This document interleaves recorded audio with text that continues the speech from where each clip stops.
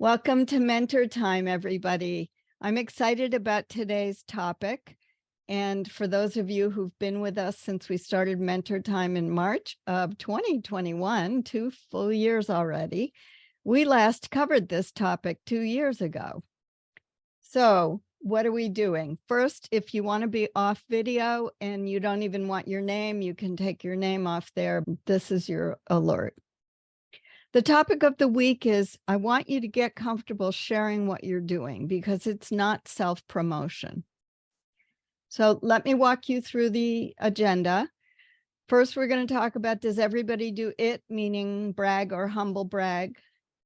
Then I've had a framework of 10 ways that we do this. I categorized them into 3 areas: celebrating virtually, helping others while you help yourself, and finally, it's not about you, but it is. We'll get there. And then we always end with what should you do? What does this mean for you? How can you take this forward? So does everybody do that? You tell me. First of all, I want to know, how comfortable are you with sharing information virtually in LinkedIn, Twitter, or Slack, Discord, other things? If you don't mind, put in the chat box 1, 2, or 3, very, somewhat, not very much, or give me an emoji, whatever feels comfortable for you going forward. Great, thank you. Oh, thanks, everybody. Good. All right. 1s, 2s, mostly 2s. Perfect. All right, great, thanks. I want to show you first, in a way, what not to do, and I'm calling it what's missing. So here's someone who got named to the Eval Youth Group Global Network, and he put up the whole org chart for it. It was very helpful. And here's another announcement. This person, Gary, was made the first director of research communications at Colorado State University. So what's missing out of the way they announced it? What's missing for the Eval Youth Global Network, Nashwan, is he had the opportunity to feature, not just put the picture up there, but to say, joining 6 others in the management group to do X, where we will achieve Y, or something about how he could contribute. And with Gary, he could have just enlarged what he already wrote about being made director to say, as the first director of communications, something that shows us why he wants to do it. And also, by the way, these are very senior people who are being hired for their good ideas and good ability to implement. So it is okay to be proud and share the news like those 2 did. It's a fact. But also try to remember the way in which you frame and rephrase the kind of work you'll be taking forward or what you've been able to accomplish. All right, we're going on to the first of the 3 areas. This is called celebrating virtually, and it's okay to celebrate. I wish we could put up fireworks everywhere. I've made categories. In this one, we have 4 different things: gratitude, everyday wins, honors with humbleness, and celebratory. Now, I will tell you, I told you I did 10. I had a list of 10 of them. They are porous. They don't all exactly fit in one or the other. I chose them for illustrating different points, but just to give you an idea of, oh, these are the kinds of things Sue talked about celebrating virtually. So I'm happy that you're here, Ala, because I'm leading off with you and your gratitude. Ala published an article, and a couple days ago put it on LinkedIn that she published it. And what did she say about it? She told us it was a multi-level mixed effect analysis. But mostly she said, thankful for working with the team. Not a long message, but it's a great message. And it focuses on the paper and the team, not her, oh, I feel so good now that I finally got that thing published and approved. So yay, I'm going to give you pom-poms. I won't give other people pom-poms because they're not sitting here in the meeting, but Ala's an active part of our mentor time. Another gratitude, Ini Obong talked about having her first webinar with more than 50 people. She's decided to start a peer coaching opportunity a few months ago. Now, she spent half of the post thanking people, and I didn't put it there because she's thanking me.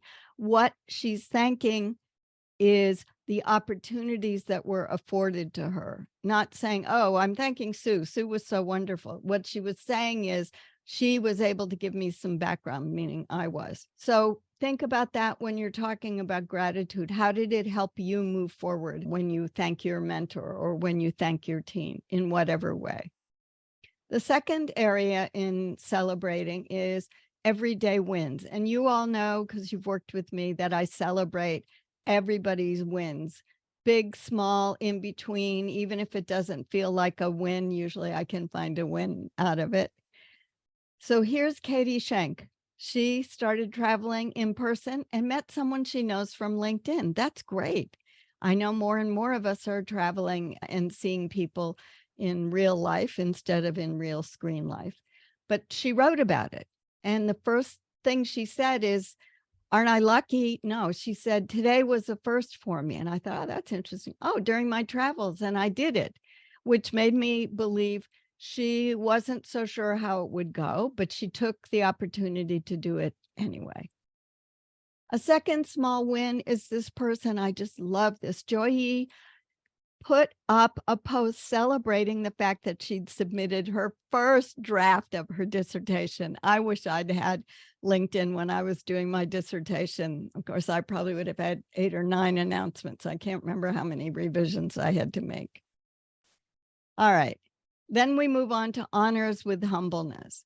So the 2 people I showed you at the beginning, nothing to detract from Nashwan and Gary, but this is a way to show your honors and how you're being honored, but be humble and grateful for it. So Claudia told us, "I have amazing news." And then she told us about the award that she made finals to. We then have to scroll down before we get to what that she told us she made finals in 2 categories, and now we know what those categories are. And the rest of the post was about the award and how it's going to stimulate her moving forward. Randall talked about the honor of being named Entrepreneur of the Year, but then he went on and talked about all the ways that he'd had support to achieve what he was recognized for. I didn't even put the box covering everything, but he started right into not how great it is and how wonderful and what a great cohort I'm joining or whatever some people say, but he talked about all the people that helped him to get there. And finally, in celebratory, my friend Sylvia just became a professional coach through ICF a couple days ago, or just announced it, I should say. And then Kyla wasn't able to finish her graduation at Tulane. This was a few months ago till last summer, but she was able to finally announce it and announce where she was moving on to. All right, part 2 of the framework for ways you can announce all of your achievements is helping others while you help yourself. And these include what I call indirect greatness. I'll explain a little more in a minute, amplifying others' achievements, and a friend's help. So in the first area of indirect greatness, this is my term for a person who focuses on announcing the value of the work that they're doing and gets reflected greatness from that. So here's a pharmacist specialist. She has a PharmD, so I know she has a doctorate in pharmacy. And this was when she got the first home study for pharmacists to offer in New Mexico to offer birth control. And those services now we're going to be going through clinical trial. She didn't say, "Oh, I'm so happy to lead it," or anything, but I know she must be really important in that because she posted about it and got some funding. So that's what I call indirect greatness, where you mention the product that you're delivering and you're still getting the credit for it in people's eyes who will read this. The second one may not mean anything if you don't know Ann Emery. Now, Ann Emery is actually globally renowned as a data visualization trainer and keynote speaker. She's had that reputation for well over a decade. She posted the other day that she was getting ready to go to California. Now, she was mostly posting about masking, but she says it's only her second in-person data viz trip since the pandemic started. And those of us who know her know that she's probably traveling to give a keynote, because you generally aren't, she's still not traveling to do training. But it doesn't matter. She's not mentioning, oh, I'm going to give a keynote at the CQI conference. She's talking about, I'm going there. She's on the East Coast, so she's flying all the way across the US. So it's, I assume, pretty important. And so for that reason, I categorize this as indirect greatness, that we know enough about her to know this is a big deal that she's sharing. The second part of this category is amplifying others' achievements. So this professor had been training his students on elevator pitches, and they were delivering them. And he talked about his students and their future and their potential based on what he's been able to see them do with their training. And I thought that was a great example of amplifying what others are doing. The second example is something that Shelley Piedmont, who's a big LinkedIn expert, posted the other day about Dan Roth, who's a well-known LinkedIn advocate, recruiter, trainer, gave a talk on DEI at a big symposium. I thought it was a great article featuring Dan. I doubt that he expected that she would post that. I don't think it was an agreement. Oh, please post how great I was. So she's amplifying his achievements just because she wants others to know, here's a great DEI speaker. So I view these as amplifying other people's achievements and you getting the credit, if you will, for having helped them along on the pathway that we all have. This last category I call a friend's help, and where this is the kind of post where you're acknowledging how important or helpful someone was to you in terms of your career path. So this first one, though, Saleha was talking about a person who was leaving and how important and inspirational he was in her work and the bank's work that she worked at. And in the second one, this was a recent posting from Anjali, and Anjali talked about, yes, I highlighted it and it happened to be from something I gave, but what she did is she wrote a post about the framework and how that helped her think more about the way in which she's making connections. So she's providing value about, here's what I found helpful from someone else that I've been able to apply. And I feel great about it too. I just couldn't find another example that wasn't without my name in it. All right, we're on to the third section now. It's not about you, but it really is. And you'll be able to benefit from these, we'll talk about it in a minute. So this includes promoting your company's successes and yours as well. Alerts for events, and also in what I'm calling informational. Dreher has a very senior role in the Biden White House for HIV/AIDS globally in the PEPFAR program. He didn't even say, oh, I'm so excited to be named to this after it was announced.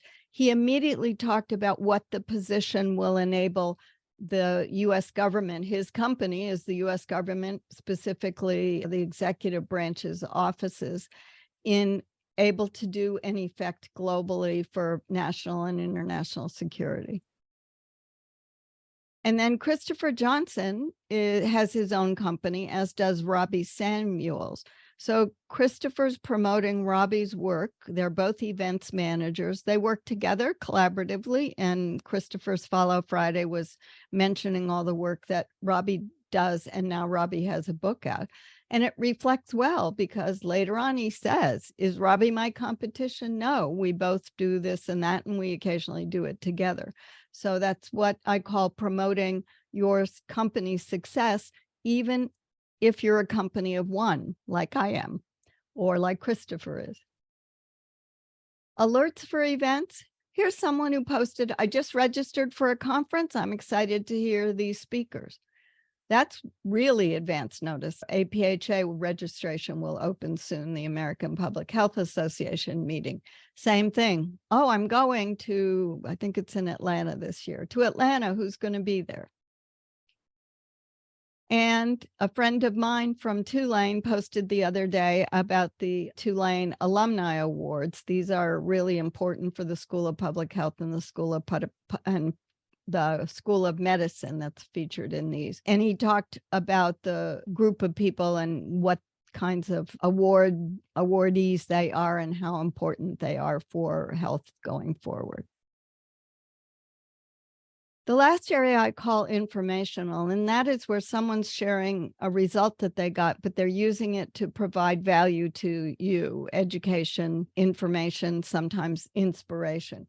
Melissa posted the other day that suddenly she got 5 interviews. And instead of saying, oh, now I'm in the throes of interview prep and I'm going to be so busy, she instead wrote, and this, I could only get part of the post and still make it readable. She wrote several ways that she had taken a look at what she needed, what she was doing that wasn't working, changed what she was doing to what should work, and that's what made a difference. So it's informational and helpful for us. And in this one, Christina Ricci finally got a first author publication out of work she'd done years ago. And she posted about it, but she also spent a lot of the post talking about the topic. Why is it so important? What did it mean? And why she continued to even try to get it published, I assume, was the backstory for that. All right, so now we're on to It's All About You. What should you do? But first, I want to review the framework and give you a hashtag for each of those. Celebrating virtually, the hashtag is It's Okay to Be Proud and Share. For helping others and yourself, this hashtag is Getting Known and Noticed. Get known and noticed. And the third one, it's not about you, remember, promoting your company, but you're going to give value to get value. So what can you do? I want you to reframe everything you think, everything you say about these achievements, to looking at it as, how can I help people when I announce it, or inform people? How can I reframe? And especially, I want you to think about ways that will lead you to reframing it in a way that people will see it not as a humble brag, but see it as something that helps benefit you and helps benefit the community, for example, on LinkedIn or Twitter. I am pleased. I'm happy too. It's exciting that. It was a surprise. It's been fulfilling too. I benefited so much from. All of these lead you to not just say, I'm so honored to be named Best Person of the Year by Time Magazine. These lead you to a result that helps you inform, provide gratitude, and others. So remember, it's okay to be proud. It's a fact, just like this woman stated that she was working on the AstraZeneca clinical trial. And also she met Dame Sarah Gilbert, who was important for her. A few references. And then these are the pictures. And for those who are just joining for the first time, or maybe don't remember, I send out the recording link and I send out the PowerPoint file so that you have a chance to click on the links, because I know they're not in the recording. So I'm going to stop there and see if anybody has any comments or questions about this. Let me know, was this helpful? Are there things I forgot?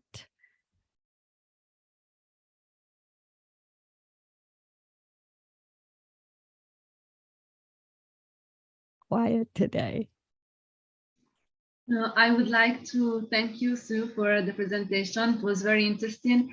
Especially what I found more interesting in my case is the part when we have to announce, for example, a publication, how to do it, how to announce to the others on LinkedIn that we have published something. And so it was very interesting. Thank you. That's great, Sarah. I'm really pleased. Yeah, I know you're in the research world. So that's something that I want you and others to get comfortable doing on LinkedIn, even though that's not always going to reach your community directly. You never know how big your network can spread on LinkedIn. Thank you. Yeah, thank you. Any other comments or questions? I do have a question around what is the limit? So you do have a lot, like if you have a lot of achievements, right? Not a lot, I wouldn't say achievements as, oh, you're making you're doing something every day, but what is the limit where, okay, this is shareable versus this is not shareable? Is there like a thumb rule to go by? So let me give you a way to think about it. Most people who post on LinkedIn every day or every week, and I don't even manage weekly just because I choose to do MentorTime and other things, will always have a reason for it. So it's not just, I don't know if you remember a year and a half or 2 years ago, everybody was putting up polls all the time. What do you think about this? Choose these 3 answers, whatever. When you are talking about things you're doing, I've encouraged people to use daily activities to post. And in fact, I couldn't find one from Jude. There's a resume writer that Ron and I both know, Jude Gall in Canada. And she posts on resume stuff every day. And she often makes it relevant to things she's doing or what she's seen or success someone she's worked with has had. And then on Fridays, she always posts something about her artwork. She likes to paint. And sometimes it's just, I went out and took a walk in this field of daisies and got inspired, and not even a painting. So I would think about the way in which, and maybe the framework of 10 ideas will help you. Maybe you talk about your team and what you're doing, if it's part of the teamwork you're doing, once a week. Maybe you talk about work progress once a week if you want to do daily postings. And then once a week, you talk about either presentations you're making or preparations you're making for them. One of the slides I didn't use was, I often use a slide the day before I'm doing a presentation with I do the slide, first page of the slide with the title and the date on it. And I posted on LinkedIn saying I'm excited to be finalizing my preparations for that. So again, I'm telling you, I'm going to be doing it. I'm so great kind of thing. So there's 3 or 4 ways you could think about taking each of the examples from the framework and applying them, because each of those areas, celebratory is very more gratitude. The first one, I've already forgotten what I called the first one. Celebrating is usually not necessarily something big. Everyday wins fits in there. You could have an everyday win, maybe as simple as, it was a thunderstorm yesterday with hail and I still got to work on time. And in doing so, as I arrived drenched, I realized we can't always control the weather. That's kind of like an interview where you may arrive and find out that 2 people you thought were going to interview you aren't, and now you have a substitute or something like that. So does that help you think about it, Ella? Yes, thank you very much. And you can always ping me on email if you want me to review sort of your strategy going forward. But if you have a strategy, I think that was a great question, because if you can use any of the 10 or use the framework I gave you to think about them, then you will find ways that you can define it without people thinking, oh, all that Ala does is post about how great she is, because I know you won't, because I know how you write. Just like the first thing we featured was you and your gratitude. Welcome, Benchal. Nice to have you. Hi, Sue. So any other questions or comments? I do have an update to share. You do, Benchal. Go ahead. I do. So today I received my acceptance to the DRPH program Oh my at goodness. University of Chicago today. Congratulations. Oh my gosh, Benchal. I was going to send you an email, Sue, us. but then I thought, let me jump on. We're finished up with the topic, and I'm absolutely ecstatic for you. Yes. So here's a win. Thank you. Ala and Sarah both gave you emojis in celebration. I hope when you feel comfortable, you'll be able to announce it on LinkedIn and talk about it, because you've been on quite a journey. And I know I have a meeting with the director next week, so I would feel more comfortable once that conversation occurs, then I will put it on LinkedIn. But I sent them my acceptance email today. So that's so fabulous. Oh, how fun to be able to celebrate with you in real screen life. That's fabulous. I'm really happy you jumped on. Okay, we are coming up at time, but I always open up the floor. Does anybody have any questions, not necessarily on today's topic? Anything else you want to say or ask? Yes, if it's possible, please. Sure. Yes, on the 21 of February, I had an interview, and the interview, the process, the interview takes 2 hours and a half, because like the whole process, we did it once. And at the end of the interview, they told me that normally in 2-3 weeks, they will come back to say whatever the response is positive or negative. And after 3 weeks, until now, I still have no response. And after 3 weeks, I didn't receive an email. So I sent them an email to follow back about the application. And I still don't have a response. So what is assured me somehow, I don't know if I'm right or wrong, is that when I enter in my account, I still found the application is still open, because I have applied in the past in the same institute. And once they closed the application, they sent me a message to inform you that the application was closed. So I think that maybe it's a matter of time. I don't know. I asked tutor where I did my internship, and he told me that it's normal, that somehow sometimes it takes time. But I don't know, because now it's more than 4 weeks, and it's been a little bit frustrating to wait. In the interview, they told me that we were 3, that we were shortlisted. So I don't know if it's a good idea to send another follow-up email, or maybe I should just wait. Yeah, you're in such a difficult position. I feel sorry. I feel my heart tugs for you, because I know it's hard to wait. I'm not excusing this behavior, but I know how busy people get. And they're the same people that you, the candidate, is the answer to their problems. They don't have a position filled, and so there's no one to do the work. So they're doing both, right? Or juggling it somehow. I normally tell people, and Peter, Ala, you've both worked with me on this, wait 2 weeks, which you did. You followed up after 3 weeks. After that, here's what I recommend. Since you haven't heard from them, it's easily 6 weeks since they interviewed you. You can email the person who interviewed you. If you have the email or a phone number for the HR department, I don't know how big the institute is, I would contact them as well. Okay, and by phone. Yeah, if you can, if you have an email, send an email. What I always recommend is, if you have a phone number, although nowadays with mobile phones, it might not be a phone on their desk with voicemail. But if it's a university phone and it's a daytime work number, you can always leave a voicemail and saying, I'm following up with an email after this, but I just want you to know it's been almost 7 weeks, and I'm just curious about what you can let me know about your timeline for the final decision.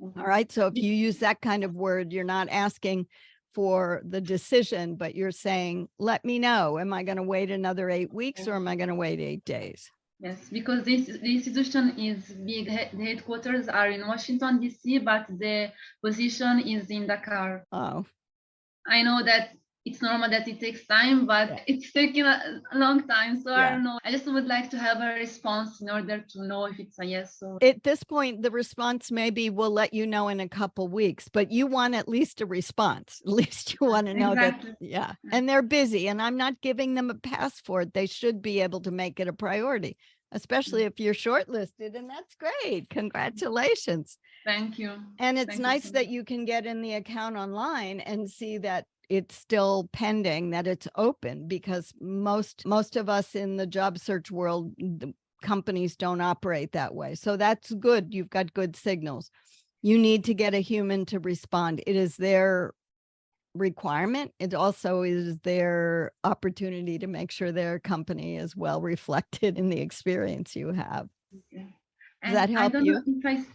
Yes, thank you so much. I don't know if I still have just 1 minute for another question, because real quick. Okay, my question is because I had another interview with another institute, and I did the first interview, and then they sent me that I passed this first interview and for the second one. And in the second one, I just passed it the last week. But my question is, why? Because 2 weeks ago, they posted on LinkedIn a post indicating that they're looking for someone in that position. So I don't know if it's normal that they're still looking for someone, even if there are candidates who had passed the first and the second interview. I don't find it very professional, but I don't know if it's normal or not, because I had the pre-selection interview and 2 other interviews. I don't know if I'm wasting my time or if it's worth it, and I just keep going and see. So here's the thing. Again, unfortunately, there are standards of standards of conduct for recruiters, but they don't always, and hiring managers, they don't always follow those. There are companies that keep the position open, even though they're already interviewing. And I don't know why they can't make a decision and say, oh, we have 2 candidates, whatever. You'll never find that out. Your goal right now is to also contact them, give them a few more days, and then maybe by Thursday, I'm just following up. Please let me know what your timeline is for decision making. I really want the job, blah, blah, blah, whatever. Yeah.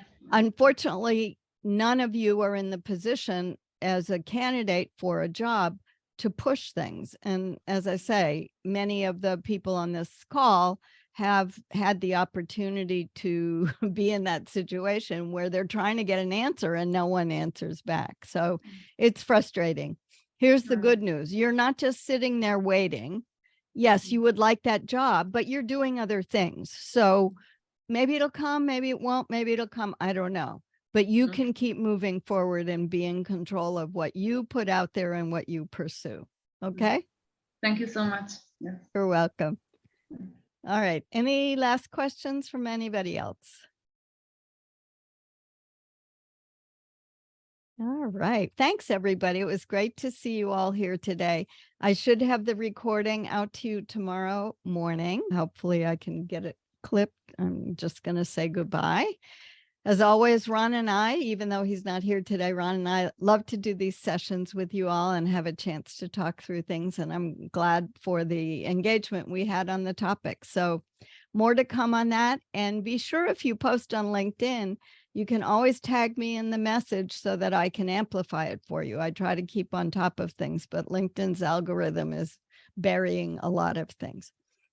And once again, I want to say congrats to Ala for her article, Vanchel for your DRPH acceptance, and send you my support, Sarah and Hepzibah, in the work you're taking forward. And Peter, good luck with where you are at your stage in the process of life and your career. All right, everybody, we're meeting again in 2 weeks. And and this is our quarterly review on what's happening in the world of work. And now we're moving away from just working from home, but other topics in the area of your career and how it's unfolding.